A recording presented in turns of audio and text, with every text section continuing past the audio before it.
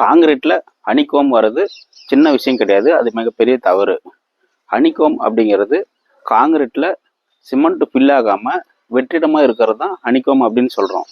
இது எதனால் வருது அப்படின்னு பார்த்தோம்னா, ப்ராப்பராக வைப்ரேட்டர் யூஸ் பண்ணலாம் வரும், காங்கிரீட்டில் வாட்டர் அதிகமாக யூஸ் பண்ணால் வரும், ஷட்டரிங் ப்ராப்பராக இல்லாமல் கேப் அதிகமாக இருந்து அந்த சிமெண்ட் ஸ்லரி, அதாவது அந்த சிமெண்ட் பள்ளம் வெளியே போச்சுன்னா ஹனிகோம் வரும்.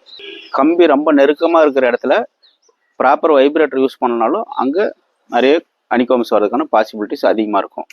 அப்படி ஹனிகோம்ஸ் வந்தால் அது எப்படி சரி பண்ணுறது அப்படின்னா, ஹனிகோம் இருக்கிற இடத்துல லூஸ் காங்கிரீட்டெல்லாம் ப்ராப்பராக சிப்பிங் பண்ணிவிட்டு, கம்பியில் ரஸ்ட்டாக இருந்தால் அதுக்கு வந்துட்டு ஆன்டி ரெஸ்ட் கோட்டிங் பண்ணிவிட்டு அதுக்கப்புறமா பாண்டிங் ஏஜென்ட் அப்ளை பண்ணி தான் அதை சரி பண்ணணும்.